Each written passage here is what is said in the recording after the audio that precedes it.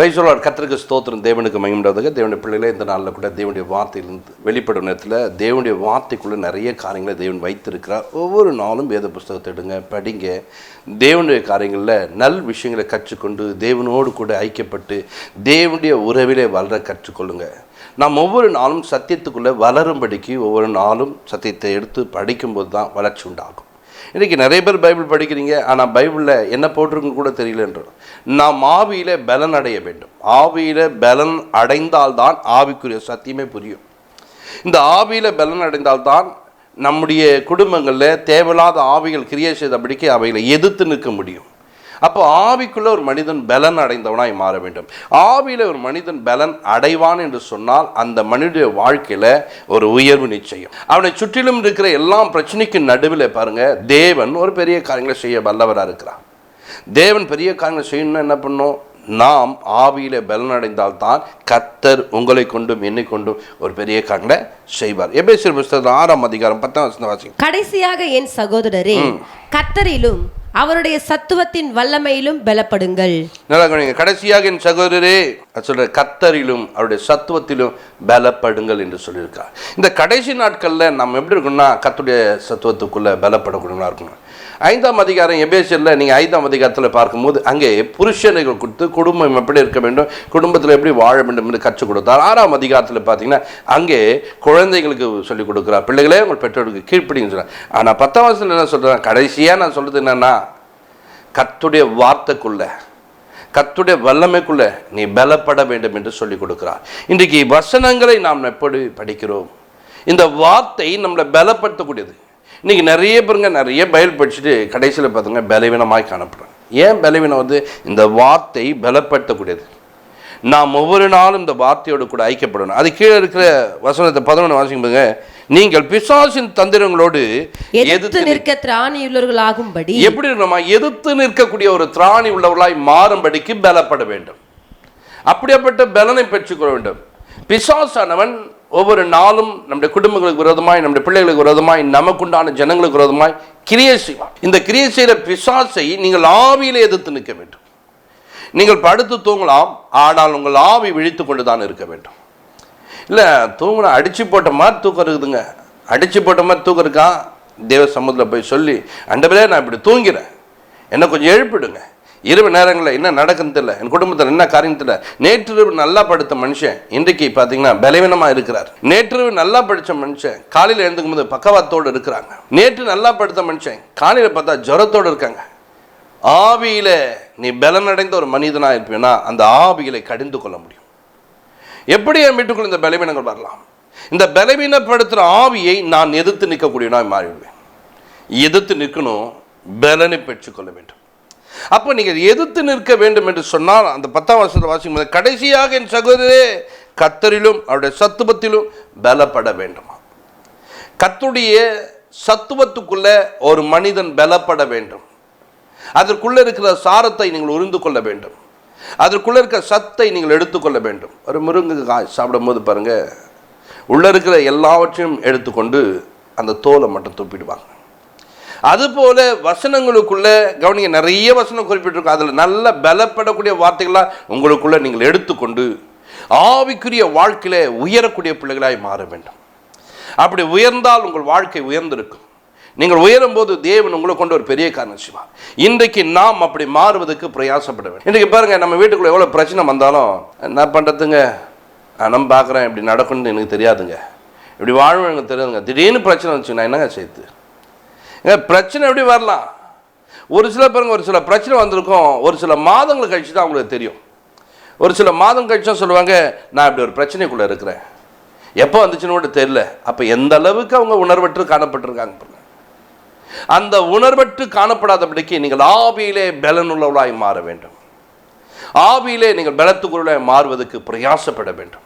அதற்காக நீங்கள் என்ன பண்ண முயற்சி எடுக்கணும். தேவ வசனங்களை ஒவ்வொரு நாளும் பைபிளில் சொல்லப்பட்டிருக்க வார்த்தைகளை படித்து அது என்ன என்பதை நீங்கள் தியானித்து அதில் நல்ல விஷயங்களை உங்கள் இதயத்தில் வைத்துக்கொள்ள வேண்டும்.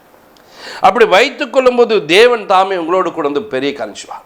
உங்களுக்கு முன்பாக வருகிற எதிரியை நீங்கள் எதிர்த்து நிற்க வேண்டும். அதனால தான் போடப்பட்டிருக்கு அங்கே பார்த்தீங்கன்னா, நீங்கள் பிசாசின் தந்திரங்களை, பிசாசுடைய தந்திரத்தை அது எப்படி மாற்றுமான்னு தெரியாது. தந்திரம் அப்படின்னு டக்குன்னு பார்த்தா மேஜிக், டக்குன்னு பார்த்தா மாற்றிருக்கோம். எப்படா மாற்றினா தெரியாது, ஆனால் மற்றவனுக்கு தெரியாது.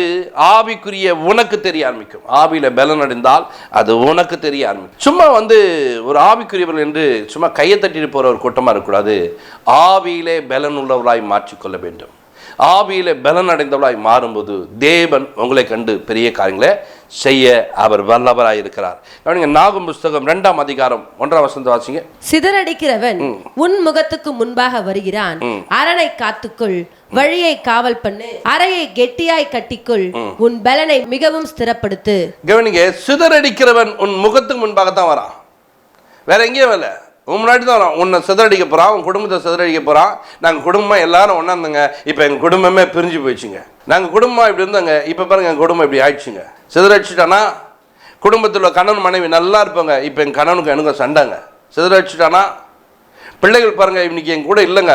சிதறடிச்சுட்டானா சிதறடிக்க உன் முன்னாடி தான் வந்தான், உன் முன்னாடி தான் நின்னா நீ அதை மேற்கொள்ள தெரியாதனாய் மாறிட்டேன். ஒன்றும் இல்லைங்க, உன் பிள்ளை ஒரு மாதிரி பேசுகிறான், உடனே யாரடா நீ பேசுகிற, இஷ்டம்தான் இரு, இல்லைன்னா வெளியே போ. உன் முன்னாடி பேசுனா இப்படி தான் பேசுவியா? அப்போ பிரிந்து போகாமல் என்ன பண்ணுவாங்க? நீ ஆவியில பலன் அடைந்தால் சாந்தமாய் பேசி அன்பாய் பேசி அவர்களை திரும்ப உன்னோடு கூட இணைத்துக் கொள்வாய். அந்த ஆவியை விரட்டி அடிக்க முடியும். ஆனால் நீ என்ன பண்ண, உனக்கு தான் பேசுறேன்னு நினைக்கிறியாடா, எனக்கும் பேசுறேன்னு சொல்லிட்டு ஆவியில பலன் இல்லாதவனாய் கோபம் உள்ளவனாய் மாறி நீ என்ன பண்ணுற, அதை எதிர்க்கிறாய். உன் முகத்துக்கு முன்பாக அவங்க பிரிந்து போகும்போது, அவங்க உங்களை விட்டு பிரிந்து போகும்போது, கடந்து போகும்போது பாருங்கள் எங்கள் குடும்பம் எப்படி மாறிடுச்சுங்க. அதுக்காக ஜெபம் பண்ணுங்க. ஏமா முன்னாடி தான் நடந்தது, நீ என்ன பண்ணியிருக்கலாம்? ஆவியில் பலனடைந்தா அன்பாக பேசி அப்பயே மாற்றிருக்கலாமே, அப்பயே மன்னிப்பு கேட்டு அதுலேருந்து வெளியே வந்திருக்கலாமே. தேவன் ஒரு பெரிய காரியங்களை செஞ்சுவார். ஆவியில் பலனடைந்தா அவனுக்குள்ள தாழ்மை தடுத்து கொண்டிருப்பாயே. ஆவியில் பலனடைஞ்சா நீ சாந்தமாக மாறிப்பியே. ஆவியில பலன் இல்லாதனால அந்த ஆவி உன்னை மேற்கொள்ளும் போது நீயும் அதே வார்த்தைகளை பேசி குடும்பத்தை ரெண்டாக்கிட்டு நீ ஒரு பக்கம் அவன் ஒரு பக்கம் ஆன பிறகு நாங்கள் பிரிஞ்சு போய் 2 வருஷம் ஆச்சு பாஸ்டர். எதுக்கு நீ இப்போ சொல்கிற? ஆவியில பலன் அடைந்தா அவன் குடும்பத்தை 2 நிமிஷத்தில் சேர்த்துருக்க முடியும். ஆவியில பலன் அடைந்தா பிரிந்த குடும்பங்கள் அப்பவே சேரக்கூடிய ஒரு நிலம் உண்டா. ஆனால் ஆவியில பலன் அடையாமல் போயிட்டீங்களே. கர்த்தருடைய பாத்திரம் சொல்ற சாந்தமாக இருந்தேன்னு கற்றுக் கொடுத்தாரு. அந்த சத்துவத்தில் நீ பலப்பட்டிருக்கலாமே. அன்பாயிருந்து கற்றுக் கொடுத்தாரு. தேவன் அன்பா இருக்கிறார், நீ அன்பாயிருந்தான்னு சொன்னாரு. அன்பில்லாதவன் தேவனை அறியானேன்னு சொல்லியிருக்காரு. அப்போ இந்த அன்பு, இந்த சத்துவத்தை, இந்த வார்த்தைகளை கேட்டால் அந்த சத்துவத்தில் நீ பலப்பட்டிருக்கலாமே, உனக்குள்ள அன்பை தடுத்து கொண்டிருக்கலாமே. இதாங்க பலன். நீங்கள் என்ன நினச்சிங்க, ஏதோ ஜிம்முக்கு போய் ஏதோ உடலை இது பண்ணிக்குவாங்கன்னு நினச்சிங்க. இல்லை இல்லை, ஆவியிலே தேவன் சொன்ன வார்த்தையின்படி வாழக்கூடியவங்களாய் மாறி இருப்போம். ஆவியிலே தேவனோடு கூட ஐக்கியப்பட்டவளாய் மாறுவோம். ஆவியிலே தேவ உறவிலே நிலைத்திருப்போம். தேவனுக்கு நமக்கும் ஒரு உறவு. அங்கே பாருங்க, சிதறடிக்கிறவன் உன்னுடைய முகத்துக்கு முன்பாக வரான், உடனே பண்ணுங்க அறை கட்டிக்கொள். அப்படி கட்டிக்கணும். அரணை நம்மளை காத்துக்கொண்டு பலப்பட்டவனாய் நிற்க வேண்டுமா? நீ பலன் உள்ளவனாய் உன்னை மாற்றிக்கொள்ள வேண்டும். நீ பலப்பட்ட ஒரு மனிதனாய் மாறும்போது தேவன் உன்னை கொண்டு ஒரு பெரிய காரியம் செய்வான். இன்னைக்கு நீ அப்படி மாற்றிக்கொள்வதற்கு பிரயாசப்படு. ஒவ்வொருத்தரும் பாருங்க, ஒரு பிரச்சனை, ஒரு காரியத்தை செய்ய போகிறாங்க, ஒரு பலமான காரியத்தை, உடனே பாருங்கள் தோல் மேலே இருக்க துண்டு எடுத்து இடுப்பில் கட்டிக்குவாங்க. ஏன் தெரியுமா? அங்கே கட்டினாலே ஒரு புது பலன். உடனே பாருங்கள் அது தள்ளலான்னு சொல்லிடுவோம். அந்த வேலை செய்யக்கூடிய கடினமான வேலை செய்யக்கூடிய பாருங்கள், அந்த கடினமான வேலையில் தோல் மேலே துண்டு இருக்காது, அது இடுப்புக்கு வந்துடும். கட்டி கொள்வார்கள். ஏன்னா ஸ்ட்ராங்கான வேலை செய்யணும். இன்றைக்கு வேதம் அப்படி தான் கற்றுக் கொடுக்குது.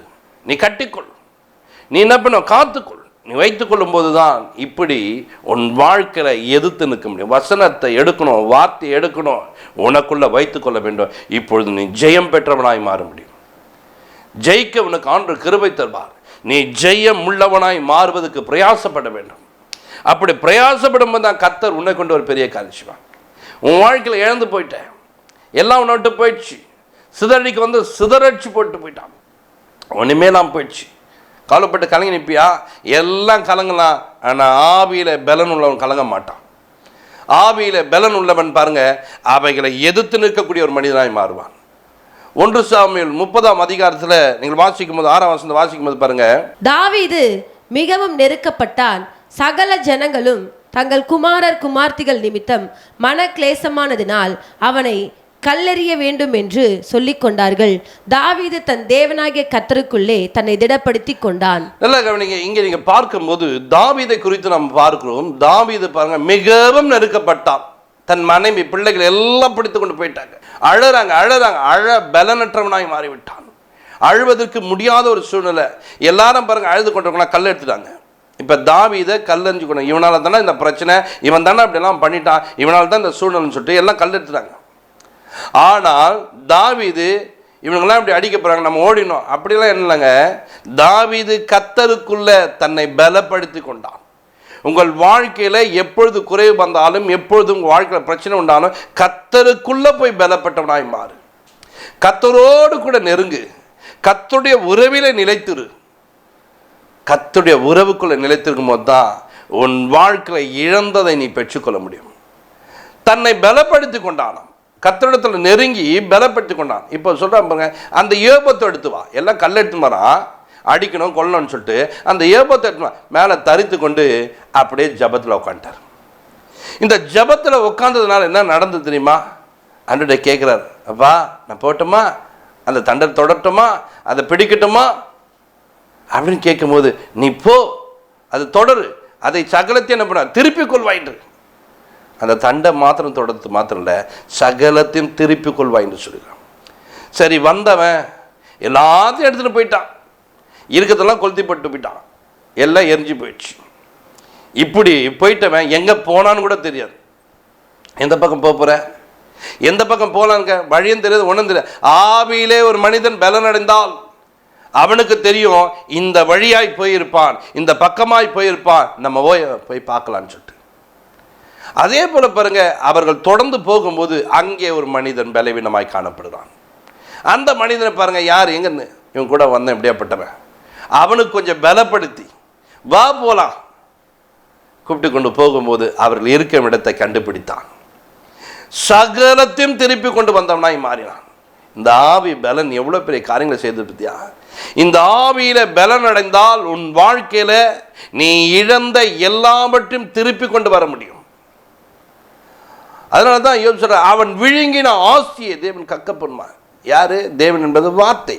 இந்த வார்த்தையில நீ பலப்படும் போது உன் வாழ்க்கையில நீ எதை இழந்திருந்தாலும் அதை திரும்ப பெற்றுக்கொள்வதற்கு தேவன் உனக்கு உதவி செய்வார். தேவ ஆவியானுடைய கிருபை உனக்கு உண்டாகும். இன்றைக்கு அந்த ஆவியானோடு நாம் பழகுறோமா? இந்த வார்த்தையோடு நீ பழக வேண்டும் சொன்னால், இந்த வார்த்தையினுடைய கர்த்தருடைய சத்துவத்துக்குள்ள நீ பழகுன்னு சொன்னால், இந்த சத்துவம் உன்னை பலப்படுத்தும். நீ ஆவியிலே நிறைந்த மனிதனாக இங்கே தான் உட்காந்துக்கலாம், அங்கே என்ன நடக்குன்னு தெரிஞ்சுக்கலாம்.